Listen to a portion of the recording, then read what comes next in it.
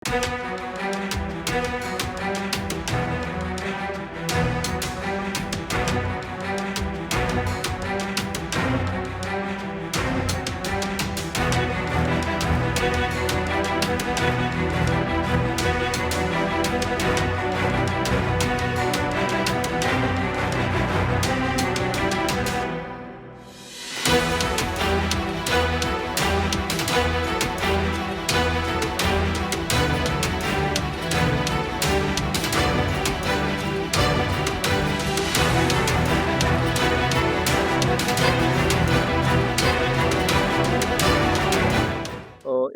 दिवसापूर्वीच माननीय मंत्री महोदय श्री गिरीशजी महाजन यांनी प्रेस कॉन्फरन्समध्ये माहिती दिली होती की काही व्यक्तींनी कुंभमेळा संदर्भात बनावट वर्क ऑर्डर देऊन फसवणूक केलेली आहे आणि याबाबत माननीय मंत्री महोदयांनी पोलीस आयुक्त नाशिक शहर यांना माहिती दिली होती। त्यांच्या माहितीनुसार या प्रकरणामधील जो फिर्यादी आहेत त्या फिर्यादीशी संपर्क साधण्यात आला।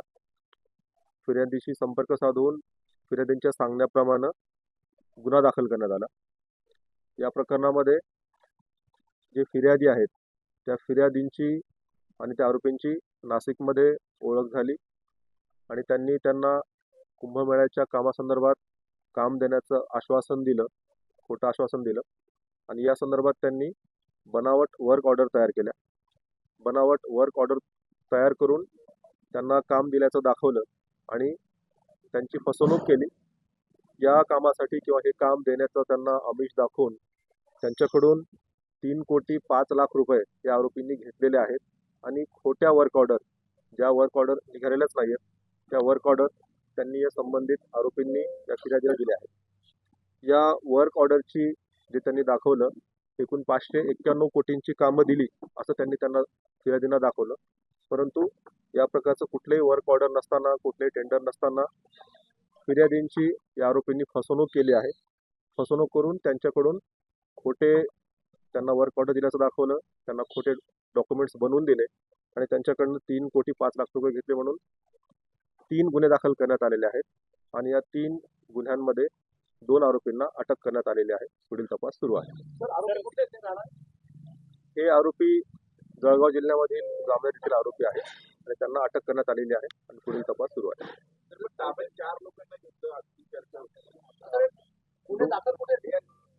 हे गुन्हे जे तीनही गुन्हे आहेत ते तीनही गुन्हे नाशिक शहरामध्ये नाशिक रोड पोलीस ठाणे येथे गुन्हे दाखल करण्यात आलेले आहेत आणि त्यांना अटक करण्यात आलेली आहे। सर, एकूण किती बनावट निविदा यांनी काढलेले आहेत? या प्रकरणामध्ये एकूण ज्या वर्क ऑर्डर आहेत त्या 5 वर्क ऑर्डर समोर आतापर्यंत आलेले आहेत आणि या 5 वर्क ऑर्डरची किंमत साधारणतः त्यांनी जे कागदावरती दाखवलंय ते 591 कोटी असं त्यांनी दाखवलेलं आहे। या खोट्या वर्क ऑर्डर्स आहेत। ही कामं हाऊसकीपिंगची कामं, पोलीस अधिकारी कर्मचाऱ्यांना जेवणाची सुविधा देणं, बेडशीट, बकेट, मग पुरवणं, हाऊसकीपिंगचे आहेत, लंच आहे, पाणी पुरवठा आहे, अशा हाऊसकीपिंगची कामं ही त्यांनी कामं कागदावरती दाखवली होत्या आणि या बनावट वर्क ऑर्डर तयार केल्या होत्या। 2 आरोपींना याच्यामध्ये अटक करण्यात आलेली आहे आणि अजून कुणी आरोपी आहेत का याच्याविषयी तपास सुरू आहे। त्याच्यामध्ये अजून चौकशी सुरू आहे आणि चौकशी अंती अजून किती आरोपी आहेत हे निष्पन्न होईल। या आरोपींचं आतापर्यंत कुठली गुन्हेगारी पार्श्वभूमी असल्याचं निदर्शनास आलेलं नाहीये, तरी आणखी पुढील तपासामध्ये अधिक बाबी स्पष्ट होतील। हे त्यातील एक आरोपी फोटोग्राफर आहेत आणि इतर आरोपी जे आहेत ते देखील अशा किरकोळ प्रकारची कामं करतात। असं कुठला एखादा मोठा याच्यामध्ये आरोपी अजून तरी समोर आलेला नाही।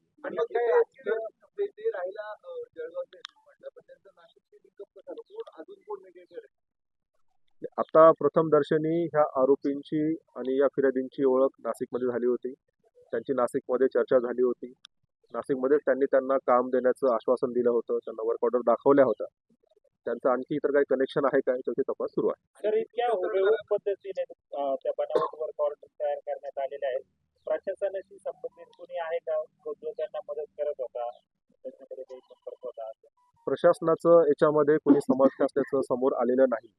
अजून तरी हे आरोपींनीच यांची फसवणूक केली असं स्पष्ट होत आहे, तरी देखील आणखी पुढील तपास सुरू आहे। तपासामध्ये अधिक बाबी निष्पन्न होतील। काही दिवसापूर्वी विभागीय आयुक्तांनी पण अशा स्वरूपाची तक्रार केलेली होती, त्याचा आणि याचा काय संबंध आहे?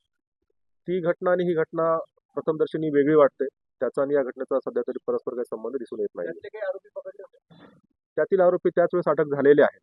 ह्या घटनेमध्ये ही स्वतंत्र घटना आहे आणि याच्याविषयी कालच गुन्हा दाखल झालेला आहे. 2 आरोपीच्या मध्ये अटक झालेले आहेत. पुढील तपासामध्ये अधिक बाबी आणखी स्पष्ट होतील. ट्रान्झॅक्शन कसं झालं पैशात? त्यांनी त्यांना अकाउंटवर त्यांना पैसे दिलेले आहेत, खात्यावर त्यांना त्यांचे पैसे पाठवलेले आहेत. तर या ज्या बनावट वर्क ऑर्डर होत्या तर त्यांनी कशाच्या पद्धतीने म्हणजे कशाच्या सहाय्याने बनवल्या? कशाचा वापर? त्यांनी त्यांच्या शहरातीलच एका कम्प्युटर सेंटरवरती ह्या बनावट वर्क ऑर्डर तयार केलेले आहेत. त्याच्यामध्ये आतापर्यंत असं स्पष्ट झालेलं आहे. आणि निवडणूक काय झालं म्हणजे फसवणूक झाली हे कसं झालं? आरोपी आणि कुंभमेळा मंत्रीचा काही संबंध असल्याचं त्यांनी भासवलं होतं. नाही, याच्यामध्ये त्यांनी फक्त सांगितलं होतं की आमच्याकडे असं कामाची माहिती आहे आणि ही काम आम्ही तुम्हाला देऊ शकतो असं म्हणून त्यांना त्या बनावट वर्क ऑर्डर दिलेल्या आहेत. अर्थात तरी यांचं काही राजकीय पक्ष किंवा इतर कोणी मोठे अधिकारी किंवा कोणी पदाधिकारी यांच्याशी या आरोपींचा काही संबंध असल्याचं आतापर्यंत समोर आलेलं नाही. तर किती कंत्राटदारांना वर्क ऑर्डर होतं?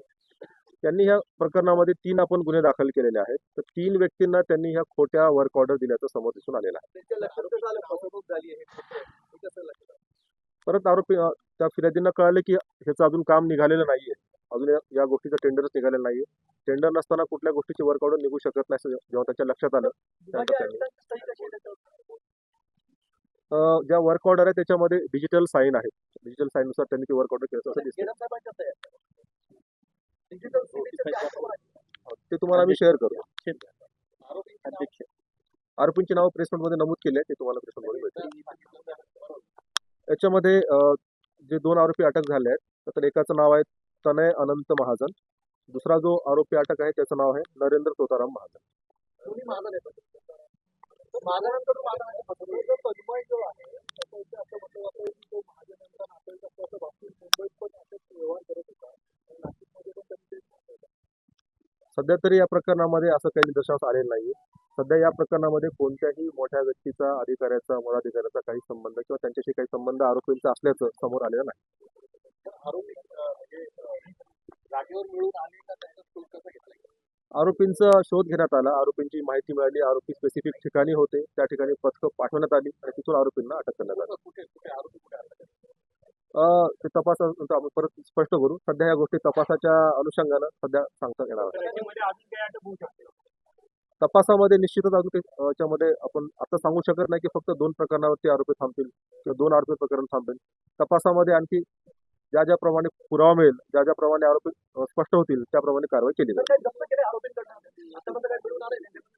अजून तरी काही जप्ती नाहीये, कारण कालच गुन्हा दाखल झालाय, कालच आरोपींना अटक झालेली आहे. अजून तपास अतिशय प्राथमिक स्टेजला आहे. पुढे याच्यामध्ये आणखी डेव्हलपमेंट होईल. आणि कुंभमेळ्याच्या कोट्यवधीची कामं तर अजूनही कुंभमेळ्याची कोट्यवधीची कामं बाकी आहेत. आपण प्रशासनाला काय आवाहन करणार आहे वर्क ऑर्डरच्या संदर्भात विचारणार किंवा नाही, या संदर्भात प्रशासनाच्या ऐवजी जे कंत्राटदार आहेत तर कंत्राटदारांनी काळजी घेतली पाहिजे. जेव्हा कंत्राटदार एखादा वर्क ऑर्डर किंवा काम घेण्याचा प्रयत्न करतात तर त्यांनी खरोखर हे काम निघालं आहे का, त्याची निविदा झाली आहे का, तर त्यांनी त्रयस्थ कुठल्या व्यक्तीशी संपर्क न साधता त्यांनी जे प्रशासनिक अधिकारी आहेत त्यांनी त्यांच्याकडे संपर्क साधला पाहिजे आणि त्यांनी तिथून व्हेरीफाय केलं पाहिजे की खरोखर या प्रकरणाची या कामाची ऑर्डर निघाली आहे का, जेणेकरून त्यांची फसवणूक होणार नाही. तर आणि फिर्यादींना काय सांगितलं होतं या आरोपींनी की हे पैसे नेमके कशासाठी घेतोय, तो कोणाला देतोय, कोणाच्या माध्यमातून काम आणतोय, त्याबाबत फिर्यादींनी काय सांगितलं? तसं अजून काही स्पष्ट नाही. आता फक्त हे काम तुम्हाला मिळवून देतो त्यासाठी त्यांना वर्क ऑर्डर दाखवली, खोटी वर्क ऑर्डर दिली आणि त्यासाठी त्यांनी पैसे घेतल्याचं स्पष्ट झालेलं आहे. जरी 3 कोटी जे आतापर्यंत 3 कोटी देण्यात आलेलं आहे सगळं अकाउंटमध्ये घेतलेलं आहे. हे सर्व 3 कोटी 5 लाख त्यांनी अकाउंटमध्ये घेतल्याचं लक्षात आलेलं आहे. मग ते आता रिटर्न नाही झालं. ते आता जस्ट प्रायमरी स्टेजमध्ये आहे. कालचंच प्रकरण आहे, कालचाच गुन्हा दाखल आहे. तपासाच्या एकेका टप्प्यानुसार पुढे पुढील कारवाई होईल. मागच्या गुन्ह्याची ह्या गुन्ह्याची काही लिंक नाही. आधी सांगितलं आतापर्यंत या गुन्ह्यांची काही आपसात लिंक आहे असं दिसत नाही.